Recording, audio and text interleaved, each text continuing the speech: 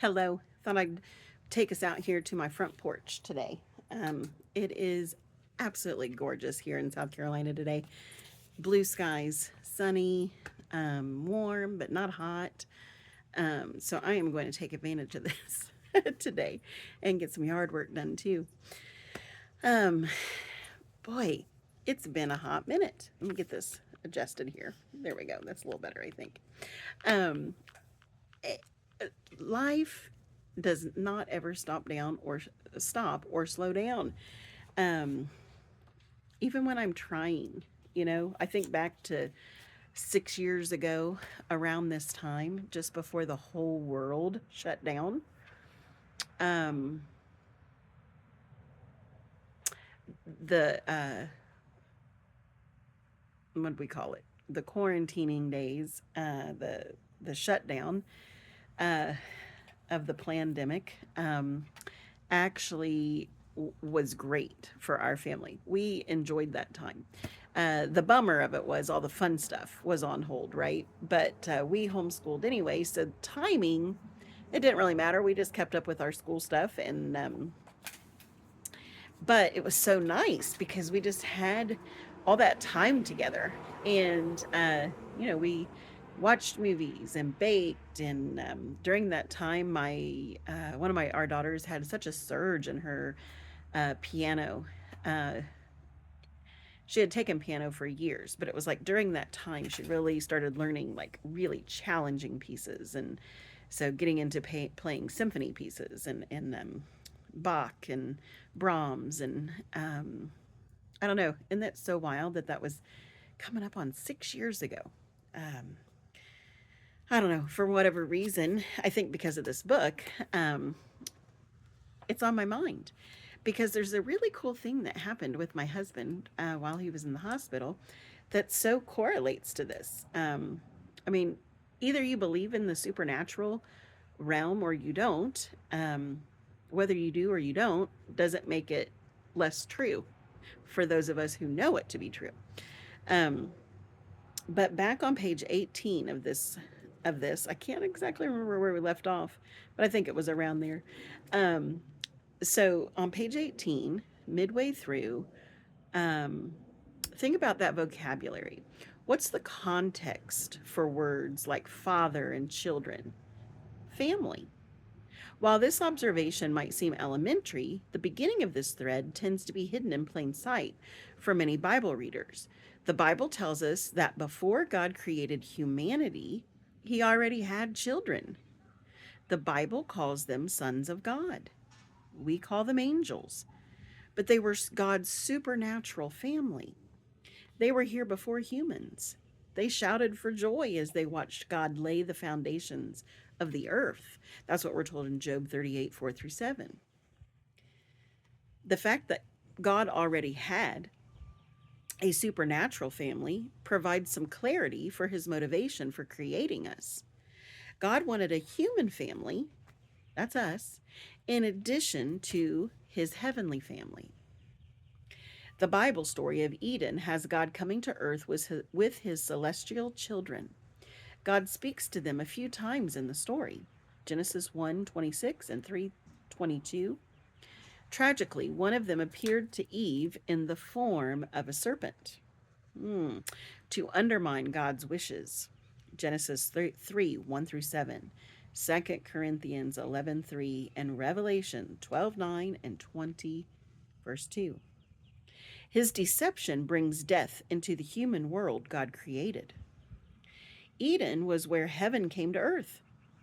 It was God's home on earth. When God created Adam and placed him in Eden, Genesis 2:15, God wanted his two families to live together with him. This means that just like God's heavenly children, humans were originally created as fit for the presence of God himself. God wanted his children with him. Creation was about family. Now, how does that have to do with my husband? Well, I'm going to tell you something miraculous happened with him while he was in the hospital. This was before he was intubated without consent.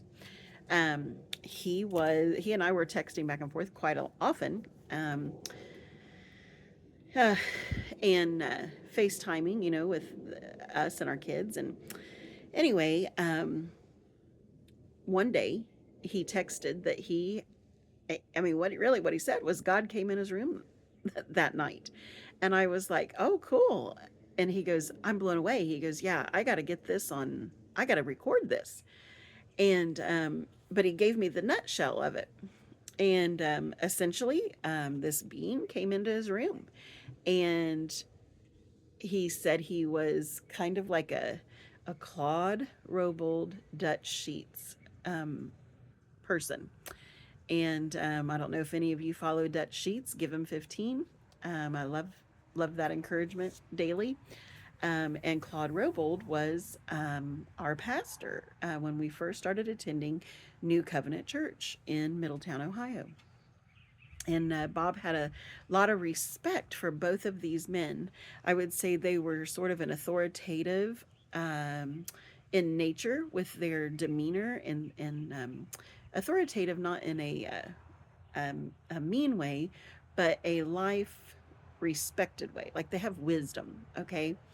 And anyway, so that made sense to me why that being that came into his room would have looked like them. To my knowledge, both of these men had some rough goes of it with their own earthly fathers and had shared that in various testimonies, and how the Lord healed them through the years over that over that hurt. And again, my husband, same thing. It took him quite a lifetime to heal from the hurt that his own father had inflicted on him throughout his life. And anyway, so that being, I'm just going to tell you part of this story today, but that being told Bob, or Bob said, we're on the right track, like everything we've been studying. It's all about family. And I had to go through all that I did to get us to where we are today. And that I'm going to leave it there for this piece of it, because it speaks to this family part. So basically, God has a heavenly family and an earthly family. Okay. Um, so, okay, made like God to be with God. When we reflect on the Eden story this way, the details of the wider Genesis story come into focus. God had done a lot of creating by the time he got to Adam and Eve. Plants, insects, flying creatures, and land animals. As marvelous as they were, none of those creatures was capable of having a relationship with its maker. They could not share their thoughts with God. They could not express love and gratitude. That's what members of a family do, or are supposed to do. They form relationships that transcend biology. They connect intellectually and emotionally. They form companionship bonds. As spectacular as plants and animals are, they could not reciprocate in these ways. They weren't family. There was a clear solution to this problem. God needed to create something like himself in order to have what he really wanted. So, God created man in his own image. In the image of God, he created him. Male and female, he created them. Genesis 1:27. The image of God is an important concept in the Bible. Human beings, unlike any other created thing on earth, were created to be like God. This actually refers to a status, not a specific ability. Think of the image of God as a verb, and you'll get the idea. We were created to image God, to be his imagers, to represent him, or be his proxy to each other and to all the earth. Think about the implications of all that. Being created as imagers of God gives each of us a secure, profound identity. It was God's original desire that every human being would be his child and partner. That is how God looks at us. Imaging God gives us purpose. We have a mission. Every person, no matter how small or weak or short lived, has some role to play in someone else's life. Often that happens in invisible, unspectacular ways. That's actually the way that God works most of the time, with the unseen hand.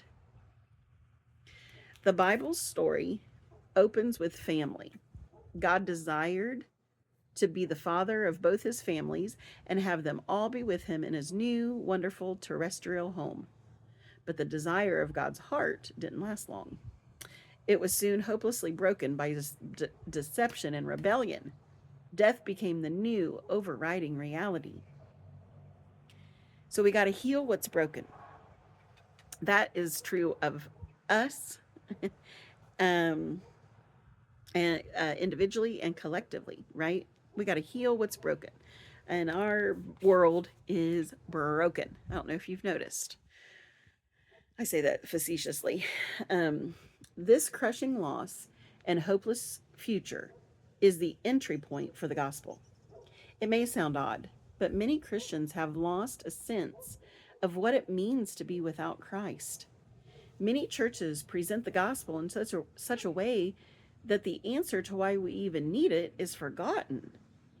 We need the gospel because we are estranged from God.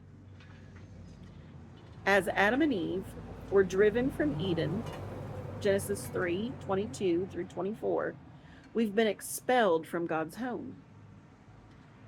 We are spiritual orphans. We're under the curse of the fall of our own sin, Romans 5:12. In Paul's words, we have no hope and are without God in the world. We are alienated from the life of God, Ephesians 4:18. It's an ugly picture, but the New Testament doesn't leave us there. We were not only originally created to be with God, but God never abandoned that goal. The gospel, the good news, is that God saw our self induced condition and loved us just the same. God sent his son, Jesus, for our salvation. Believing the good news about who Jesus is and what he did on the cross is the only means, rather, we have to be restored to God's family. John 3:16, 14:6. According to the apostle Paul, when we believe God's plan to bring us back home, he adopts us as his children. Galatians 4:5, Ephesians 1:5. Because God does this, we have a home with the Lord. 2 Corinthians 5:8. A house not made with hands. Eternal in the heavens. 2 Corinthians 5:1. The apostle John reveals in the insight. See what kind of love the Father has given to us, that we should be called children of God. And so we are. 1 John 3:1. So, the right side up. This last little blurb here, and then we'll head on to chapter 2 tomorrow. Stranger Things communicates the pain of loss and estrangement in visceral, moving ways. The loss of Will draws us into the pain of those who love him. Their loss triggers the deep yearning inside of us all to have things set right. All of us want to know who we are, why we're here, and where we truly belong. But the search for Will has just begun. It's heartbreaking to watch the characters drawn toward the terrible, but obvious realization that their efforts are pointless. We must awaken to the fact that the heart of God aches for all those who still need to embrace the gospel in the same way. Without the gospel, God knows they're as lost as Will Byers, cut off from him and are upside down. So we're going to stop there today. And I'll share more of the supernatural part of Bob's encounter as it continues to come up, because it's really I had read this book before he passed, well before he got sick even. And when I picked it back up after this last ending, of the Stranger Things, I thought, you know what, that is pretty amazing when I reread, and so that's why I wanted to share it with you. And you guys, the supernatural piece to all of this, the whole Bible, and the state of our world right now, it all comes together. So anyway, thought I would share. That's my gift for you today.